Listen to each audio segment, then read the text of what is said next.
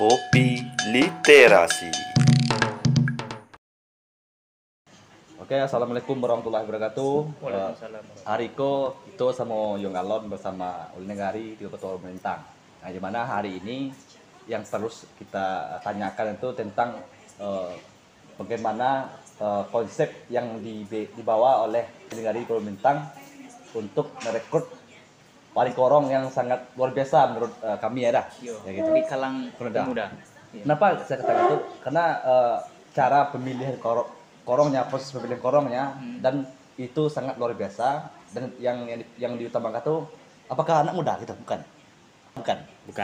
Oke, nanti kita tanyakan dulu, nanti dijelaskan oleh Pak Wali kita. Pak Wali kita. Silakan Bang. Silakan. Yang pertanyaan itu proses pemilihan pemilih korongnya yang terbaru menurut saya yang ada di beberapa hari saya lihat. Oke, makasih. Apa jo galon. Pertama adalah azas pemilihan, bukan pemilihan. Lihat kan? Wali korong adalah perangkat nagari. Cara pengangkatan dan pemberhentiannya itu sudah diatur dalam satu aturan tergabung dalam SOTK tahun 2018 nomor 17 kalau nggak salah. Sudah lama regulasi itu. Sudah ada regulasinya secara sistem pengangkatan dan pemberhentian. Pertama adalah pengangkatan adalah pertama itu diberi kesempatan seluruhnya kepada masyarakat yang ada syaratnya. Pertama itu umur dari 21 tahun itu minimal ya, minimal sampai umur 42 tahun.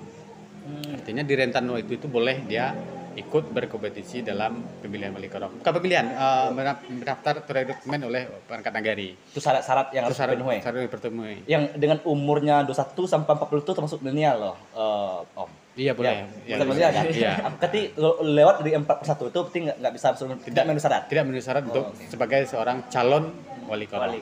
Nah, syarat mendaftar itu harus umurnya rentan itu. Kenapa? Artinya bukan berarti wali korong yang tetangga A itu masih ada umur 50 tahun. Betul. Dia sudah bertugas. Jadi waktu ini perlu diketahui adalah 42 tahun itu maksimal itu waktu pendaftaran mereka untuk mendaftar. Tapi kalau bertugas sampai umur 60 tahun. Berarti pendaftaran boleh di umur sekian, Iya. dan akhirnya boleh di umur itu. Boleh ya. Artinya setelah dia bertugas 42 tahun itu sampai 60 tahun dia bisa dipakai. Ini tuh apakah kebijakan Om sebagai milenial? Bukan. Itu sudah aturan Ada regulasinya. Aturan regulasinya tentang SOTK nomor 17 tahun 2018. Ya, tapi kelihatannya kan yang menerapkan ya Om Itu jadi. Pak Wali induk ini yang melaksanakannya gitu kan. Tapi Abang udah lupa. Ada juga yang baru itu di Negari Sekucur. Saya lihat tadi story-nya, cara pemilihan korbannya seperti serupa yang apakah orang-orang ini emang seide gitu? Gimana? Karena Wali Negari Sekucur kan perasaannya awalnya di sini juga itu sebagai sekretaris. Luar biasa. Itu kenapa? Apa alasan pertama Om dengan membuat regulasi atau kebijakan seperti itu? Iya. Bukan alasan untuk bikin, karena memang sudah aturan seperti itu harus dijalankan. Sebelumnya memang tempat menjadi tantangan, menjadi asing di tengah masyarakat. Kenapa wali korong ini kok ditunjuk oleh wali nagari? Bukan ditunjuk. Sebelumnya STK itu ada memang dilakukan pemilihan di tingkat wilayah. Namun hari ini tidak. Kelemahannya adalah kalau pemilihan itu kebanyakan bahwa orang-orang yang terpilih jadi wali korong itu adalah mungkin orang-orang yang merasa dianggap oleh masyarakat dia mampu, padahal kompetisinya belum mampu gitu. Dan mungkin dia bisa, mungkin kan. Nah, itu kelemahannya. Kalau seandainya sudah melalui kompetisi rekrutmen ini, seluruhnya punya kesempatan yang terpenting dalam waktu 21 tahun hingga ke 42 tahun. Dan itu tuh seluruh punya kesempatan. Siapapun yang ingin menjadi wali korong silahkan mendaftar. Dengan syaratan di peraturan bupati tentang SOTK tersebut juga diatur bahwa walaupun ada pendaftaran tetap dibawa oleh wali nagari ke tingkat wilayahnya untuk dimusyawarahkan siapa calon-calon yang akan diusulkan di tingkat musyawarah. Tingkat musyawarah itu tidak boleh satu tunggal diusulkan, lebih dari satu gitu. Misalnya yang calon itu ada 10 kan aja. Iya. Gimana cara mengatasi supaya pemilihannya atau jadi korong tuh secara nggak susah gitu? Apakah ada dengan cara tertulis? Kalau Tertulis gitu atau iya, kalau udah lebih dari satu atau taruh 10 orang calon yang diusulkan dalam musyawarah korong itu, maka dilakukan uji kompetensi mereka. Pertama ujian tertulis, wawancara, serta termasuk penilaian syarat-syarat administrasinya. Salah satunya mungkin calon wali korong ini minimal itu berijazah SMA. Dan mungkin di pemerintah negari bisa mengambil sebuah kebijakan mungkin yang kita ambil ya yang sarjana, karena sarjana ini mungkin punya pengalaman yang lebih tinggi dibanding di tamatan SMA. Seperti itu, bukan berarti kok sarjana aja yang diluluskan wali nagari ini sarjana dong. Nah, seperti itu kan. Nah, artinya adalah walaupun wali nagari tidak sarjana, tetapi para pekerja perangkat nagari itu adalah mesin sebuah pemerintahan. Wali nagari hanya sebagai kebijakan, menjalankan kebijakan yang ada. Yang lebih tahu sistem, regulasi itu Pak Seknya, Kaur dan Kasihnya, serta wali korong yang bisa membantu di wilayah. Wali korong hari ini sudah masuk, dia bagian dari perangkat nagari. Perlu dicatat bahwa dia bagian dari perangkat nagari. Pengangkatan dan pemberhentiannya adalah sistemnya peraturan-peraturannya ada tentang perangkat nagari. Nah, tidak mudah memberhentikan seseorang, tidak mudah mengangkat seseorang gitu. Artinya regulasinya ada gitu. Nah, begitu. Itu tidak terpisah dari pemilihan wali korong nah. Iya. Yang luar biasa menurut saya itu saya lihat dari korong sampai perangkat orang melintang ini itulah seluruhnya anak muda milenial, dikatakan milenial 20 sampai 40 umurnya. Itu alasannya apa juga gitu. Itu kan kita beranjak dari persoalan tentang korong tadi gitu. Iya. Kenapa kita banyak yang kalau yang tua masih ada juga, tapi kebanyakan. Ya, tapi umumnya adalah memang dari generasi milenial yang kita kenal pada hari ini. Mereka mempunyai kompetensi mereka masing-masing. Dia ada di ahli di bidang pemberdayaan, dia bidang ahli di bidang regulasi dan hukum dan itu sangat kita butuhkan di negari.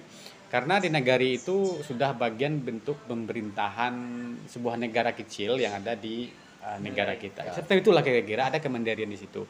Artinya, kenapa kok anak muda? Nah, hari ini kita dituntut adalah apalagi hari ini zamannya zaman teknologi tinggi atau go digital atau smart apalah namanya. Itu dibutuhkan seseorang pemuda yang mempunyai ilmu-ilmu tentang teknologi, tentang pemerintahan hari ini. Karena pemerintahan hari ini dibanding pemerintahan 10 tahun belakang itu jauh berbeda pada hari ini. Ini dibutuhkan orang-orang dan sosok-sosok anak muda itu yang visioner, yang mempunyai imajinasi yang tinggi, yang bisa berkolaborasi dan bisa menciptakan inovasi. Artinya kalau tidak ada keinginan berkolaborasi, kalau hanya bekerja sendiri, tidak akan bisa menjalankan tugas sebenarnya. Begitu, Pak. Ada lagi betulnya. Iya, Pak Wali ini kan terkenalnya memang terbuka. Betul. Ya, yang utamanya di media sosial Facebook. Betul. Itu ide awalnya dari mana tuh, Pak? Idenya sederhana saja.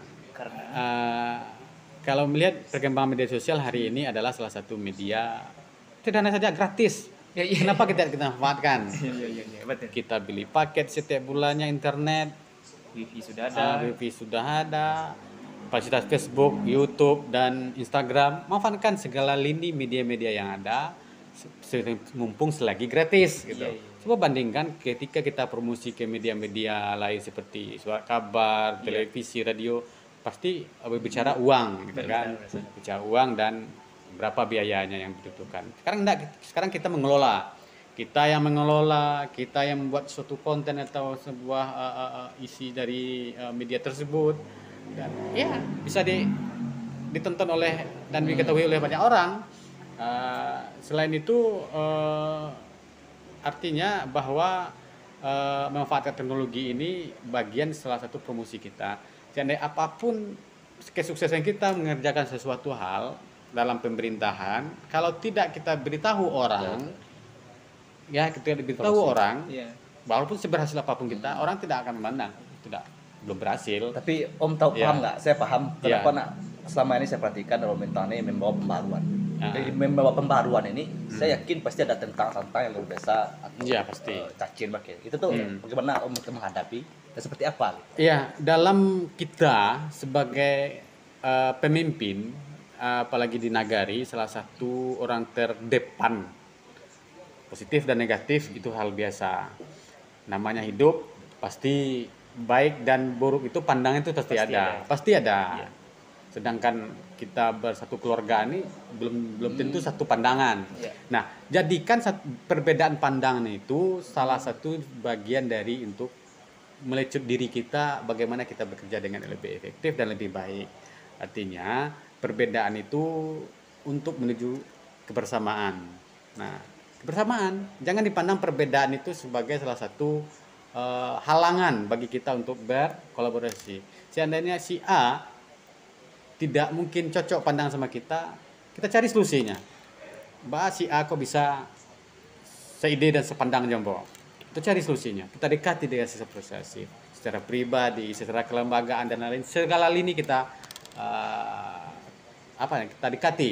Bagaimana mereka akan paham. Saya yakin sekali dua kali kita terus berkomunikasi dan berkolaborasi dengan mereka akan paham. Ya, tapi saya berharap Bang Bay selaku masyarakat biasa ya, di negara-negara yang lain ya mencontoh ya yang sistem terbukanya melalui media sosial yang katanya tadi yang gratis gitu, saya lagi gratis. Saya melihat ada pengalaman ini buat pelajaran dari zamannya Nabi Muhammad itu kan tentang pembaruan Mbak ya.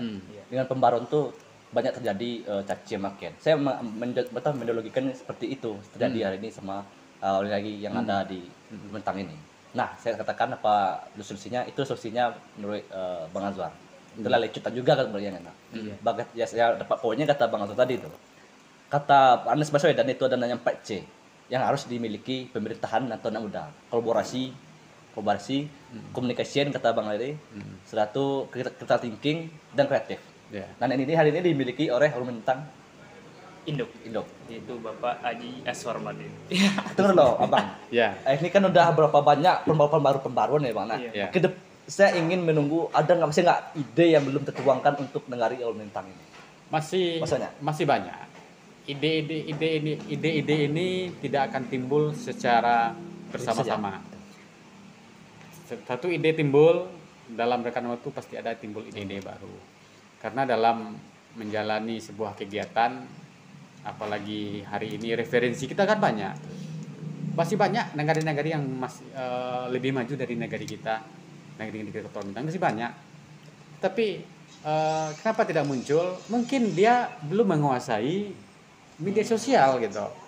Nah, media sosial umumnya artinya setiap kegiatan kita kita cari referensi.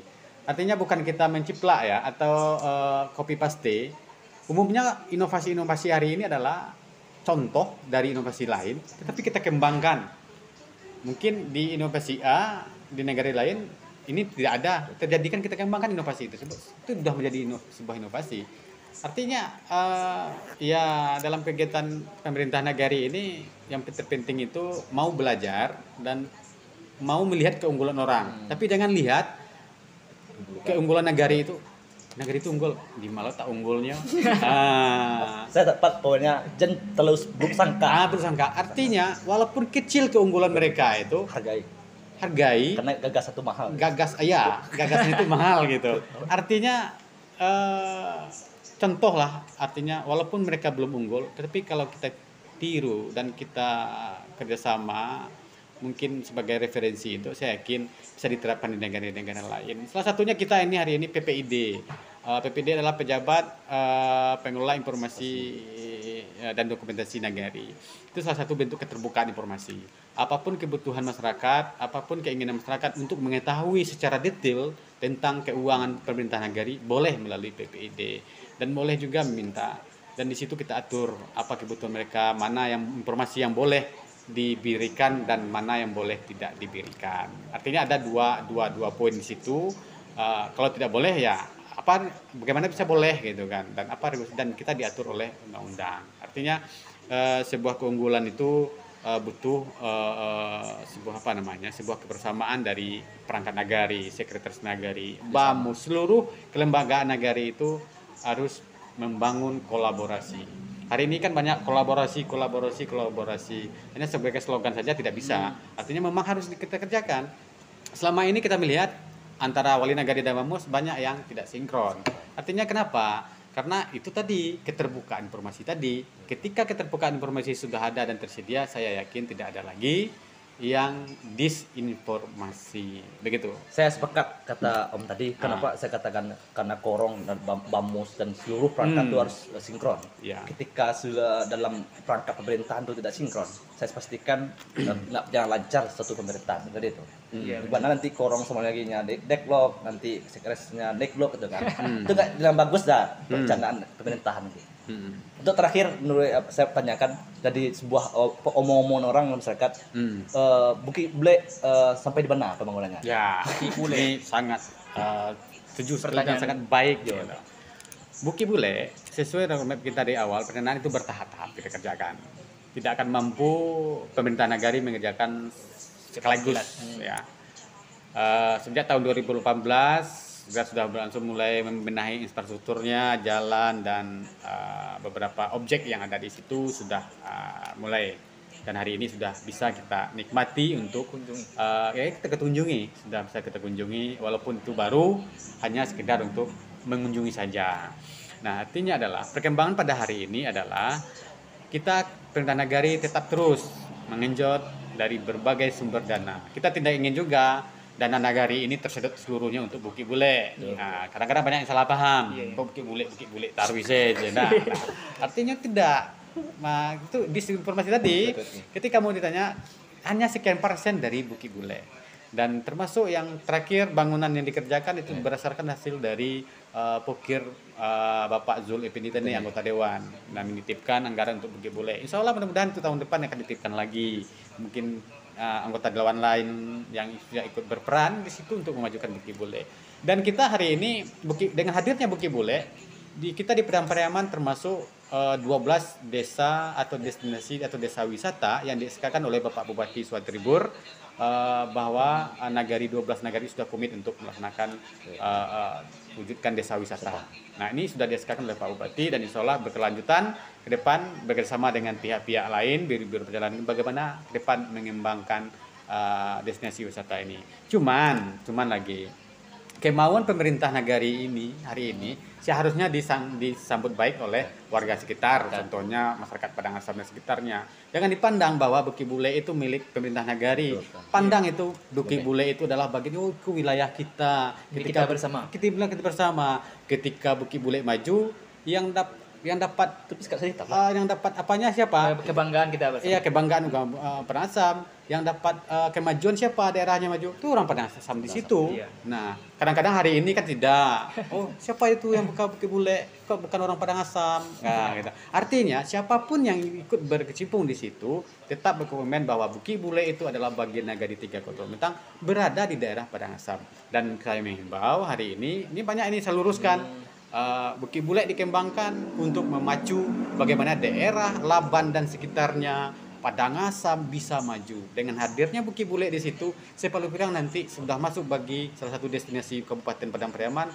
Jalan bisa diakses melalui Pak Bupati. Oh, ya bagus ini katanya, mungkin bisa dibangun jalan. Dan insya Allah itu akan terwujud. Yang penting optimis dan jangan pesimis gitu. Hari ini kan banyak yang pesimis. Ya boleh lah, pesimis itu boleh. Tapi sebanyak yang pesimis, lebih banyak yang optimis bahwa Bukit Bule itu bisa berkembang dan lebih besar ke depan. Saya sepakat yang saya katakan Om tadi itu, karena Bukit Bule itulah menurut saya di daerah Batu Basa atau Mentang itulah titik tumpu untuk wisata yang luar biasa untuk wisata Mentang menurut saya gitu. Kini apa ada kendalanya, Abang? Kendalanya kita tinggal lagi SDM kita. Ya, SDM-nya apa? Di Pokdarwis. Tentu mengembangkan Bukit Bule, memajukan Bukit Bule itu bukan wali nagari, jangan wali korong. Yang memajukan adalah Pokdarwisnya. Nah, tentu orang-orang yang di Pokdarwis ini perlu orang-orang yang berkomitmen, yang perlu berkorban dulu gitu. Kalau tidak ada berkorban kita tidak mau. Ya, artinya Pokdawis butuh pengorbanan oleh anggota-anggotanya untuk bagaimana menyulap kawasan Bukit Bule ini bisa untuk dinikmati dan dikunjungi oleh masyarakat. Ya. Ada lagi? Oke. Terakhir harapan nih. Ini harapan saya untuk ini harapan saya, Pak. Harapan untuk negari Orang Balintang. Saya ingin menantikan ide dan gagasannya yang lebih baik, lebih bagus dan lebih membuat kita terkejut itu. Ya, itu. Apalagi yang dilakukan itu. Harapan saya itu dan harapan Om sendiri ya. untuk kedepannya negari atau pemerintah. Ya. Hari ini sesuai dengan visi di tahun 2018, pertama itu membenahi sistem pemerintahan, sudah jelas kita sudah secara sistem pemerintahan kita tidak ada lagi peningkatan SDM perangkat kita sudah. Dan kedua adalah mengenai potensi bagaimana di sini potensi alamnya, bagaimana potensi SDM sumber daya manusia masyarakat kita dan berbagai program lain termasuk program pusat sudah kita laksanakan. Tinggal lagi bagaimana dari hasil pengelolaan potensi dan SDM ini perlu ada outputnya. Outputnya apa? Bahwa setiap program yang kita lakukan nanti paling kurang ada semacam konsep yang bisa membangkitkan UMKM di Nagari. Salah satunya adalah memanfaatkan pasar. Bagaimana pasar Nagari ini biasanya 1 kali seminggu, bagaimana pasar Nagari ini bisa beraktivitas Sabtu sampai hingga Senin setiap hari sampai berjam seperti itulah.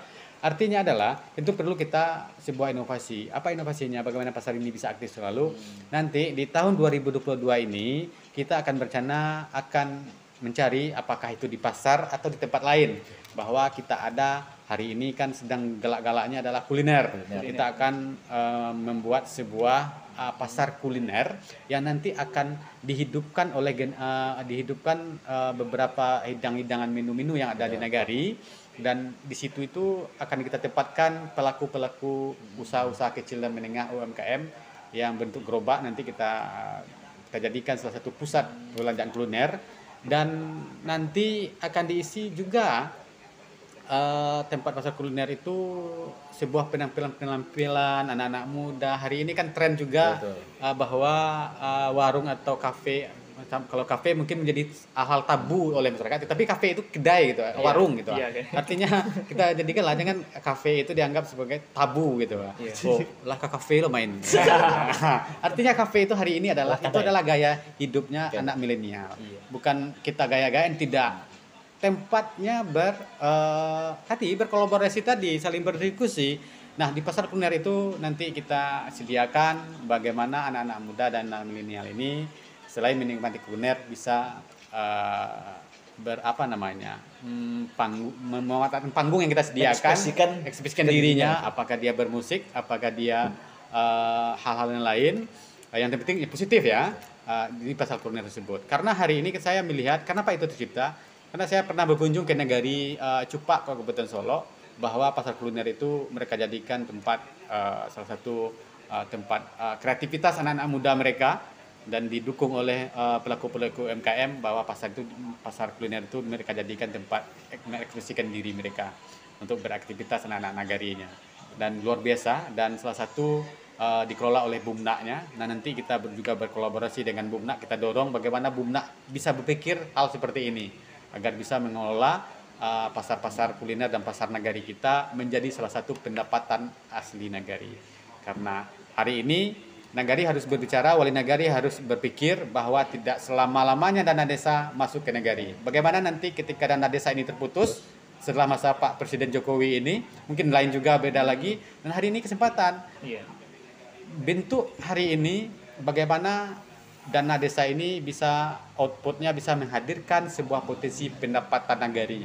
Ketika pendapatan Nagari sudah ada, nanti tidak ada tergantung lagi Nagari ini ke dana pusat dan dengan bisa mengelola dananya sendiri. Itu manfaatnya. Selagi ada kesempatan, laksanakan hari ini. Ini yang lebih populer lagi, yang luar biasa terakhir lagi. Paling terakhir. Hari ini para pesta demokrasi di Lapo-Lapo ya, bahasanya Lapo-Lapo. Warung itu hari ini sedang bahas. Asal Maden setelah ini kemana? Kemana sorry. Kan tahun 2024 kan ada tuh. Serius, itu dibincangkan nanti di Polapau. Saya warna-warna. baru 2 hari di kampung, Ah. dan itu dibahas orang di Polapau. Kemudian kemana sudah ini? Gimana? Habis ini saya akan pulang. Jawaban politik. Ya, sebenarnya memang sebuah apa ya? Sebuah mungkin bagi generasi milenial mungkin ke depan bahwa di tahun mungkin melihat bahwa hari ini makin dekat pemilu. Iya. Banyak orang-orang hari ini membicarakan siapa yang ingin caleg, siapa yang ingin jadi. Saya hari ini hanya fokus bagaimana di sampai 2024 saya masih jabatan saya sampai 30 Mei 2024. Artinya saya berusaha untuk menyelesaikan sampai akhir masa jabatan. Dan nanti kemana lagi itu nanti kalau memang ya Situasi. nanti kita pikirkan juga Oh, lagi. oke. Bukan sekarang kita pikirkan. Hari fokus dulu terhadap negari dulu. Hari ini kita fokus negari, bagaimana negari ini kita Lebih baik. lebih baik, kita majukan, bagaimana ke depan estafet ke depan. Mudah-mudahan ke depan di akhir masa jabatan kita juga akan berkomitmen dengan Bamus bahwa kita perlu membuat sebuah master plan perencanaan nagari di 10 tahun ke depan. Artinya siapapun nanti wali nagari yang di tahun 2025 nanti pilihannya walaupun berubah atau bagaimana, nanti mereka sudah melihat master plan-nya, oh ini perencanaan ke depan, ini kawasan wisata, oh ini kawasan UMKM, ini kawasan pertanian itu. Artinya setiap program itu kita atur master plan-nya, nanti wali nagari ke depannya lagi hanya sudah ada melihat master plan-nya, landasan untuk melakukan sebuah program. Ya. Iya. Ya, Pak, sekian, Pak. Oke, sekian. Ya, sekian. Terima kasih kepada Bapak Haji Asharuddin selaku Wali Negari Tigo Kotor Bintang telah memberikan waktunya untuk kita di channel yang tercinta ini. Oh, minta quote state nak. Kot jadi. Ada kot. Ketik saja. Kata-kata bijak atau himbauan apa lah. Kata bijak ya. Iya. Berbuatlah selagi kesempatan itu masih ada. Ya, terima kasih. Terima kasih Om Ya. untuk waktunya. Sama-sama. Untuk jawaban yang terakhir tadi nanti di 2024. Iya. Terima Tunggu kasih. saja. Assalamualaikum warahmatullahi wabarakatuh. Kopi Literasi.